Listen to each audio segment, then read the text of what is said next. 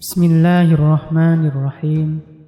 Assalamualaikum warahmatullahi wabarakatuh. Nabi Muhammad SAW lahir dari pasangan suami istri Abdullah dan Aminah. Singkat cerita, ketika usia kandungan sudah sekitar 6 bulan, Abdullah ayah Nabi Muhammad SAW wafat. Nabi Muhammad SAW menjadi anak yatim pada saat beliau masih dalam perut ibunya. 50 hari tepatnya setelah kejadian Abraham dihancurkan oleh Allah Azza wa Jalla di depan Ka'bah dengan pasukan gajahnya, lahirlah Nabi Muhammad SAW. Dan pada hari kelahiran beliau itu terdapat kejadian-kejadian besar yang sifatnya universal, artinya terjadi di seluruh dunia. Yang pertama, terlihatnya bintang yang dikenal oleh orang-orang Yahudi dengan istilah bintang Ahmad. Dalam sebuah riwayat yang sahih menceritakan kepada kita tentang terlihatnya bintang Ahmad ini adalah seorang sahabat yang bernama Hasan ibnu Sabit radhiyallahu anhu. Sabit merupakan masyarakat Madinah asli yang mana umurnya selisih 7 tahun dengan Nabi Muhammad SAW. Beliau berkata, saat aku berumur 7 tahun, suatu hari aku pernah berada di salah satu pemukiman kaum Yahudi. Salah seorang dari pendeta Yahudi tiba-tiba naik ke atas menara yang tinggi dan berteriak dengan suara keras. Lalu dia berkata, "Wahai sekalian kaum Yahudi, sungguh telah terlihat pada hari ini bintangnya Ahmad yang tidak terlihat kecuali pada hari ia lahir." Perlu diketahui bahwa orang-orang Yahudi juga sering berkata kepada masyarakat asli Madinah bahwa nanti akan keluar nabi terakhir di kota ini dan kami adalah orang yang paling pertama beriman kepadanya. Serta kalau kami beriman dan kalian tetap kafir, maka kami akan memerangi kalian. Ini berarti banyak sekali isyarat bahwa orang-orang Yahudi sangat mengetahui tentang Nabi Muhammad SAW. Allah sebutkan dalam Al-Quran bahwa mereka, yaitu orang-orang Yahudi, mengenal benar Muhammad itu sebagaimana mereka mengenal anak-anak mereka. Yang kedua, kejadian yang kedua adalah ibunya Nabi Muhammad SAW, yaitu Ibunda Aminah, melahirkan Nabi Muhammad SAW tanpa ada kesulitan sedikit pun. Dari awal hamil sampai melahirkan semuanya mudah. Yang ketiga adalah Nabi Muhammad SAW lahir dalam keadaan mengangkat kepalanya ke arah langit, seakan-akan orang yang sedang berdoa. Jadi ketika Nabi Muhammad SAW lahir, kepalanya menghadap ke langit, tangannya menengadah ke langit, seakan-akan sedang berdoa kepada Allah Azza wa Jalla. Dan ini banyak sekali diangkat oleh para ahli sejarah. Yang keempat, Nabi Muhammad SAW lahir dalam keadaan sudah terkhitan. Yang kelima, Nabi Muhammad SAW lahir tidak terbebani lagi dengan tali pusar. Ketika Abdul Muthalib mendengar kabar lahirnya Nabi Muhammad SAW, beliau sangat senang dan ia berkata, "Sungguh pada anak ini terdapat perkara besar. Nantinya ia akan menjadi orang penting." Lalu Abdul Muthalib membawa bayi Nabi Muhammad SAW ke Ka'bah saat baru lahir, dan ialah yang memberikan nama Muhammad. Ada rahasia di balik nama Muhammad. Nama Muhammad ini dulu tidak dikenal oleh masyarakat Arab. Jadi nama Muhammad itu sebenarnya bukan nama Arab pada awalnya. Setelah Nabi Muhammad SAW dinamakan Muhammad, barulah nama tersebut masyhur dan diketahui di kalangan masyarakat Arab. Nabi Muhammad ini beranjak dari kisah Abdul Muthalib kakek beliau, jauh sebelum Nabi Muhammad SAW lahir. Suatu hari Abdul Muthalib pernah berpergian ke negeri Syam bersama dengan 3 orang sahabatnya, yaitu Sulaiman ibnu Mujazi, Hulailah ibnu Hajij, dan Himron ibnu Rabi'ah. Negeri Syam ini berada di utara Jazirah Arab.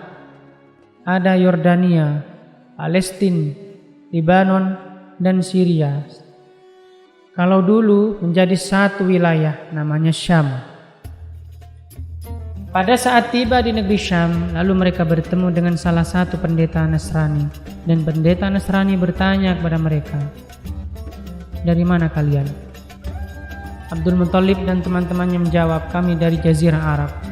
Maka pendeta itu spontan langsung berkata, "Nanti akan keluar dari negara kalian itu seorang nabi terakhir bernama Muhammad." Yang keenam, kejadian pada saat lahirnya Nabi Muhammad SAW adalah guncangnya istana Raja Kisroh. Raja Kisroh ini istilah bagi raja yang menguasai wilayah Fariz atau Persia, meliputi kerajaannya Irak, Iran, Afghanistan, Uni Soviet. Secara keseluruhan, semua masuk di daerah kekuasaan Persia zaman dahulu, dan kerajaan yang paling besar di zaman itu adalah Persia. Pada saat Nabi Muhammad SAW lahir, maka tiba-tiba di istana Raja Kisroh goncang dan rusak 14 baris terasnya. Melihat kejadian tersebut, Kisroh raja pada saat itu khawatir, lalu ia pun bermusyawarah dengan peramal-peramalnya. Ditanyakan, ada apa dengan kejadian ini? Kenapa ada kejadian seperti ini? Lalu mereka menebak-nebak mengatakan bahwa ini berarti kekuasaan negara Faris tinggal 14 raja saja. Lalu si Raja Faris saat itu, yaitu Kisroh yang berkuasa, berkata, "Kalau 14 raja masih lama. Artinya setelah saya meninggal, anak cucu saya yang akan datang baru yang ke-14 runtuh begitu." Ternyata setelah dia meninggal terjadi perebutan kekuasaan di wilayah Faris antara anak-anaknya sendiri. Maka dalam kurun waktu 4 tahun saja sudah 10 orang raja yang berkuasa, dan terakhir memang runtuh kerajaan ini di zaman sahabat Umar radhiyallahu anhu.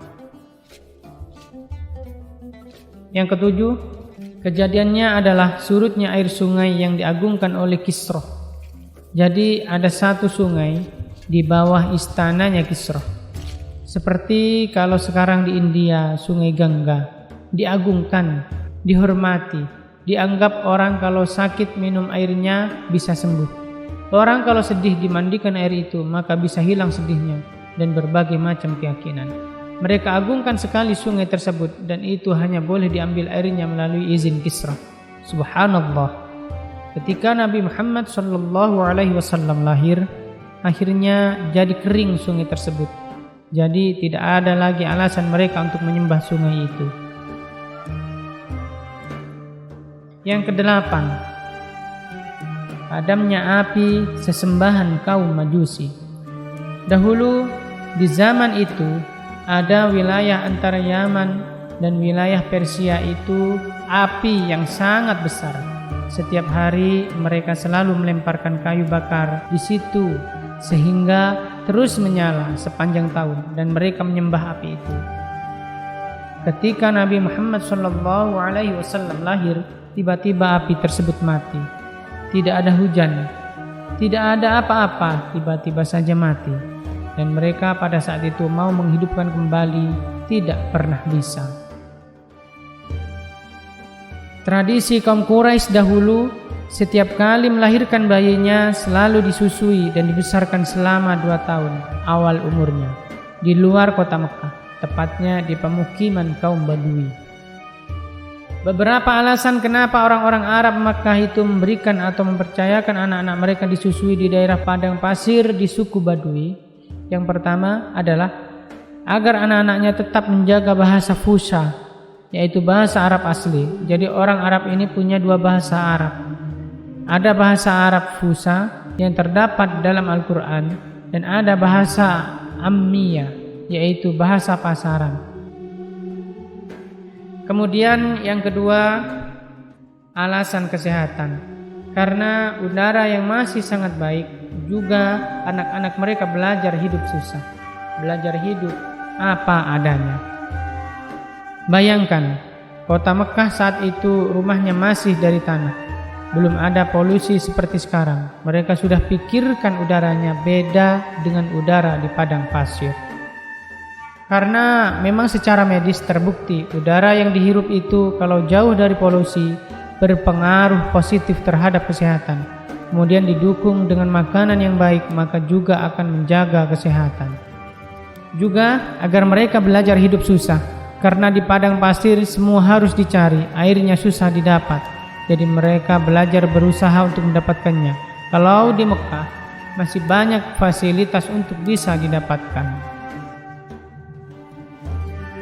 Saat Nabi kita Muhammad sallallahu alaihi wasallam lahir, secara kebetulan wanita-wanita Badui dari suku Sa'diyah yang berada di padang pasir datang ke kota Mekah menawarkan jasa mereka.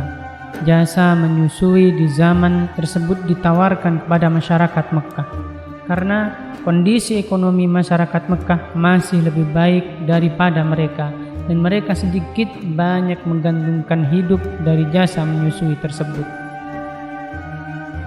Jadi dengan menyusui anak masyarakat Mekah selama 2 tahun itu, maka mereka akan mendapat bayaran. Salah satu dari wanita tersebut yang terkenal dalam sejarah Islam adalah Halimah Sa'diyah. Dia datang waktu itu bersama suaminya yang bernama Haris. Keadaan Halimah dan suaminya waktu itu sangat miskin, dan mereka pas-pasan hidupnya. Saat tiba di Mekah, masing-masing dari wanita Sa'diyah ini keliling untuk mencari anak-anak yang siap untuk disusui. Mereka semua keliling, dan pada saat tiba di rumah Aminah, mereka menolak.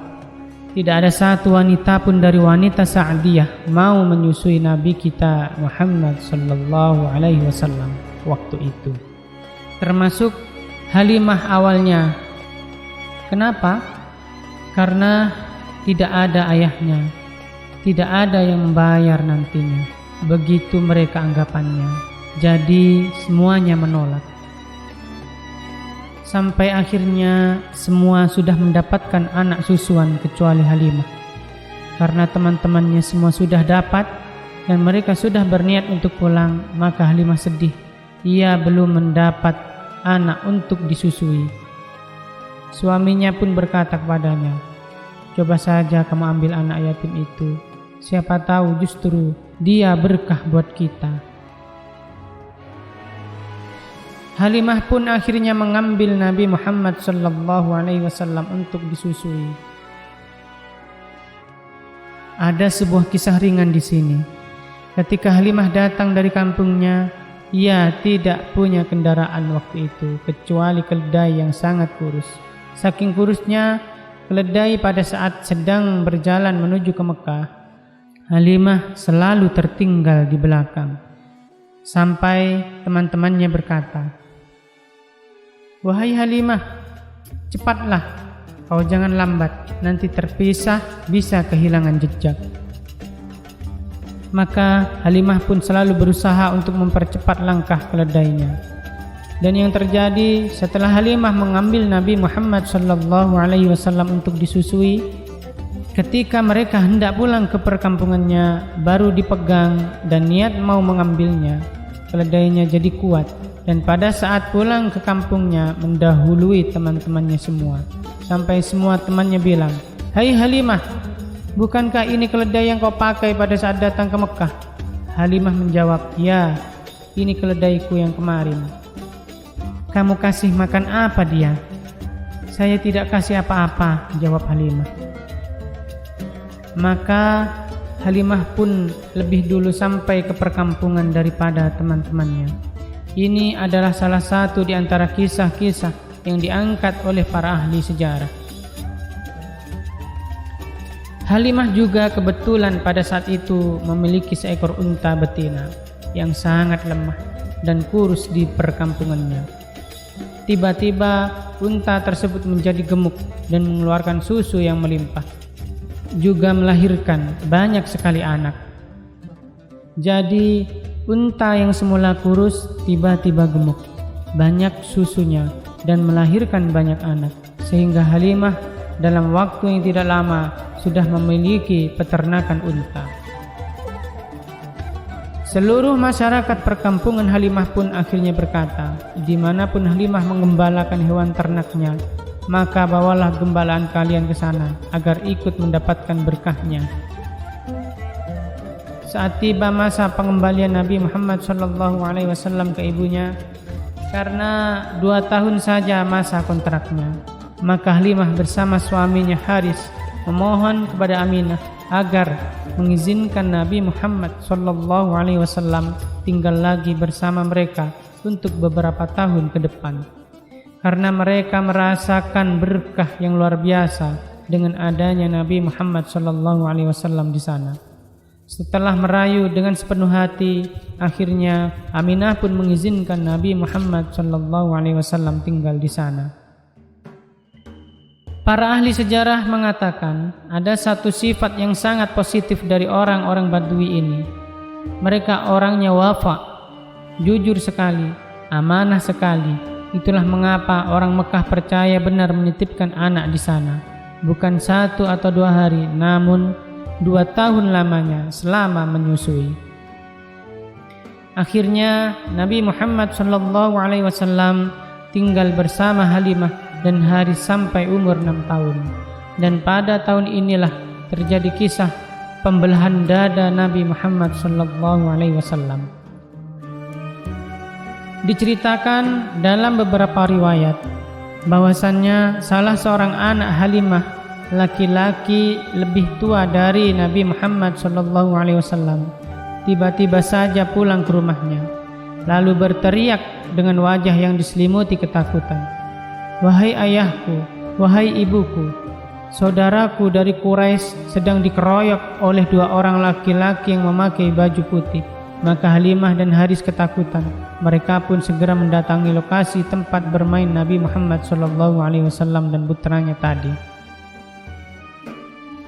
Halimah dan Haris bertanya, "Hai Muhammad, apa yang terjadi kepadamu?"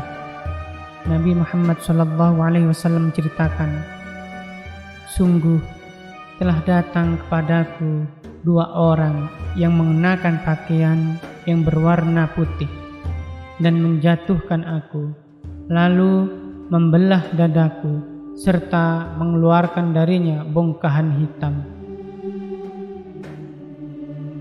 Mendengar cerita Nabi Muhammad SAW, maka Haris segera membuka bajunya dan ternyata terdapat benar ada bekas jahitan di dada beliau. Jadi dadanya memang betul-betul ada seperti bekas dibelah.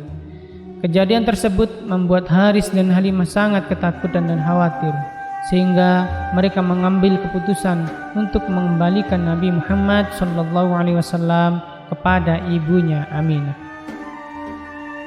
Maka mereka sepakat mengantar Nabi Muhammad SAW pulang ke Mekah. Waktu sampai di Mekah, Aminah pun bingung. "Kenapa tiba-tiba kalian tergesa-gesa memulakan Muhammad? Padahal waktu umur 2 tahun kemarin kalian yang memohon agar Muhammad bisa kalian asuh kembali."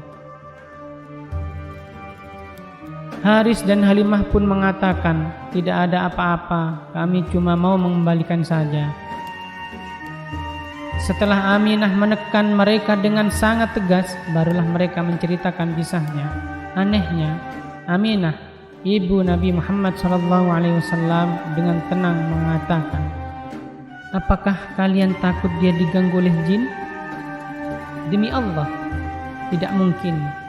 Karena aku saat mengandungnya dulu, aku sempat bermimpi mengucapkan doa. Saya memohon kepada Allah yang Maha Agung untuk bayi ini agar dihindarkan dari segala keburukan, termasuk keburukan jin dan juga mata hasutnya manusia." Singkat cerita, mulai saat itu Nabi Muhammad SAW tinggal kembali bersama ibu beliau. Pada saat umur 6 tahun ini, setelah beberapa bulan tinggal bersama dengan ibunya, maka suatu hari ibunya mengajak Nabi Muhammad SAW pergi ke Madinah untuk menziarahi keluarganya. Waktu pulang dari Madinah, tepatnya di wilayah Rabwah, yaitu sekitar pertengahan antara Mekah dan Madinah, Aminah, ibu Nabi Muhammad SAW meninggal dunia dan beliau dikuburkan di daerah itu. Setelah kembali ke Mekah, Nabi Muhammad SAW dinaungi oleh kakeknya Abdul Muthalib. Keluarga Abdul Muthalib ini kehidupannya bisa dibilang pas-pasan. Walaupun Abdul Muthalib adalah Raja Mekah pada saat itu, hal ini karena mereka terkenal dengan karamnya atau senang memberikan makan kepada orang lain. Di sisi lain, hartanya juga digunakan untuk mengurusi jemaah haji. Jadi pada waktu itu kepengurusan jemaah haji, baik itu makan, minum, sarana dan prasarana perawatan Ka'bah, juga segala yang berkaitan dengan ibadah haji adalah tanggung jawab orang-orang Quraisy, terutama keluarga Abdul Muthalib.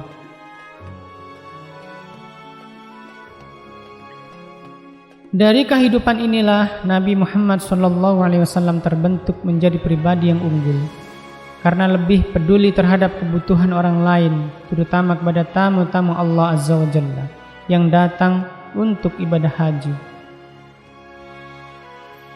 Dan juga beliau akhirnya terbiasa dengan hidup yang sederhana. Dari sisi lain, Nabi Muhammad SAW juga belajar dari kakeknya tentang kepemimpinan dan bagaimana berhubungan dengan para tokoh-tokoh masyarakat, karena beliau adalah raja. Dari situ beliau belajar bagaimana menghadapi tamu, bagaimana memimpin, dan keterampilan bermasyarakat.